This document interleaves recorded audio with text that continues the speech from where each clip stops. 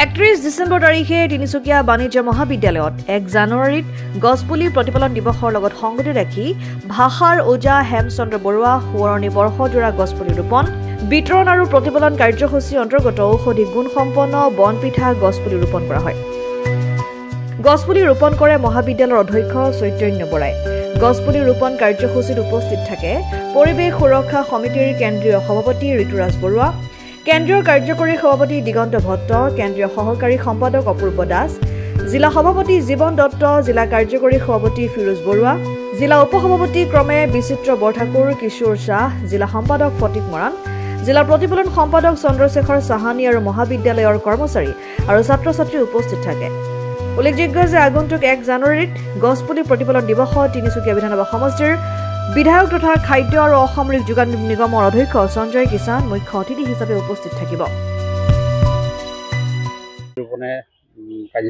হয়, এইটো বৰ সন্তুষ্টিৰ কথা যে আমাৰ পৰিৱেশ সুৰক্ষা সমিতি অসমৰ যিখন কাৰ্যকৰ্তাসকল বা সদস্যসকল আছে, আমি 31 তাৰিখটো বছৰৰ শেষৰ দিনটো আমি আনন্দ উল্লাসত মত্ত নহৈ আমি এই গছপুলি প্ৰতিপালনৰ কামখিনি কৰোঁ। আজি আৰু কালি অহা 1 তাৰিখ 1 জানুৱাৰী প্ৰতি বছৰ আমি 1 জানুৱাৰী যোৱা 3 বছৰৰ পৰা আমি পালন কৰি আহিছোঁ। 1 জানুৱাৰীটোক আমি প্ৰতিপালন দিৱস হিচাপে পালন কৰোঁ। এই বিষয়ত আমি আৰু এটা কথা জনাবলৈ পাই সুখী হ'ম যে আমি অসম চৰকাৰক এটা নিৰ্দিষ্ট দিন, বছৰৰ এটা নিৰ্দিষ্ট দিনক আপোনাৰ প্ৰতিপালন দিৱস হিচাপে ঘোষণা কৰিবলৈ আমি অসম চৰকাৰক অনুৰোধ কৰিছোঁ। কিয়নো আমি বৃক্ষ ৰোপণৰ দিন চৰকাৰে আমি দিয়া দেখিছোঁ, তেখেতসকলে এটা নিৰ্দিষ্ট দিন ঠিক কৰে বৃক্ষ ৰোপণ কৰিব লাগে, অমৃত বৃক্ষ যেনেকৈ ৰোপণ কৰা হৈছিলে তেনেকৈ, কিন্তু প্ৰতিপালনৰ কাৰণে বিশেষ দিন তেনেকৈ ঘোষণা কৰা হোৱা নাই। আমি বিচাৰোঁ যাতে চৰকাৰে এই দিশত কাম কৰে, প্ৰতিপালনৰ বিষয়টো গুৰুত্ব সহকাৰে লৈ পেলাই তেখেতসকলে এটা প্ৰতিপালনৰ দিশ ঘোষণা কৰে আৰু এই বিষয়ত সজাগতাৰ সৃষ্টি কৰে, যাতে মানুহে গছপুলি ৰুই পেলাই সেইখিনি ডাঙৰ দীঘল কৰাত এটা অৰিহণা যোগায়। আজি এই অনুষ্ঠানটো আমি তিনিচুকীয়া বাণিজ্য মহাবিদ্যালয়ৰ চৌহদত সম্পন্ন কৰিলোঁ। আমাৰ প্ৰতিপালন দিৱসৰ কাৰ্যসূচীৰ অংশ হিচাপে আমি ইয়াত এজোপা বনপিঠা গছ, এইজোপা বনপিঠা গছ হয়, এইজোপা এক্সটিংক্ট হোৱা গছ, মানে গছজোপা নাইকিয়া হ'ব ধৰিছে। অসমত আগত য'তে ত'তে গছজোপা পায়, আজিকালি বৰ বেছি দেখা নাযায়। আৰু এইজোপা গছ যিহেতু বহুত ঔষধি গুণ সম্পন্ন বুলি আমি জানো, আগৰ পৰা মানুহে জানিছিলে, এতিয়া আমাৰ মানুহবোৰে ইমান এটা আমাৰ সীমিত জ্ঞানৰ কাৰণে আমি হয়তো নাজানো। এতিয়া এই বিষয়ত বহুতো ৰিচাৰ্চ বা গৱেষণা চলি আছে। সেইকাৰণে আমি অধ্যক্ষ মহোদয়ৰ অনুমতিত তেখেতৰ সহযোগিতাত আমি ইয়াত বনপিঠা গছজোপা ৰোপণ কৰিলোঁ।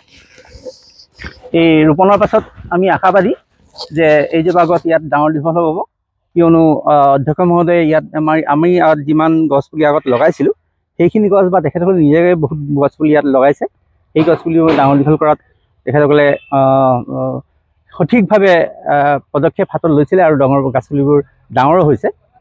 আৰু আমি অহাকালি প্ৰতিপালন দিৱসৰ শেষ কাৰ্যসূচী হিচাপে আমি অহাকালি তিনিচুকীয়া বৰপথাৰ মাতৃমন্দিৰ জনকল্যাণ সমিতিৰ প্ৰাংগণত আমি কেন্দ্ৰীয়ভাৱে প্ৰতিপালনৰ এটা বিশেষ কাৰ্যসূচী হাতত লৈছোঁ, প্ৰতিপালনৰ সভা। তাত আমাৰ বিশিষ্ট কিছুমান ব্যক্তিক আমি কালি সম্বৰ্ধনা জনাম। তাৰ ভিতৰত প্ৰকৃতিবিদ আছে আৰু ধৰক সাংস্কৃতিক কৰ্মী আছে, তেনেকুৱা ধৰণৰ। আৰু আটাইতকৈ ডাঙৰ কথা, আমি এইবাৰ তিনিচুকীয়া পৌৰসভাৰ যিসকল চাফাই কৰ্মী, যিসকলে ঘৰৰ পৰা জাবৰ জোঁথৰ কালেকশ্যন কৰি নিয়ে, তেখেতসকলে আমাৰ তিনিচুকীয়া চহৰখনক প্ৰতিখন ঘৰৰ চাফ চিকুণ কৰি ৰখাত যিখন অৰিহণা যোগাইছে, তেখেতসকলে বিশেষ সম্বৰ্ধনা কালি আমি জ্ঞাপন কৰিম। সেই বিষয়ত কালি আমি আপোনালোকৰ চেনেলৰ যোগেদি আমি আটাইকে আমন্ত্ৰণ কৰিছোঁ, যাতে আমাৰ সভালৈ কালি আপোনালোকে উপস্থিত থাকে, আমাক উৎসাহিত কৰে আৰু তেখেতসকলক উৎসাহিত কৰে যিসকলে আমাৰ এই তিনিচুকীয়া চহৰখনক চাফ চিকুণ কৰি ৰখাত সাহায্য কৰি আছে। তিনিচুকীয়াৰ পৰা অজয় শৰ্মাৰ ৰিপৰ্ট, ডেমক্ৰেটিক আছাম।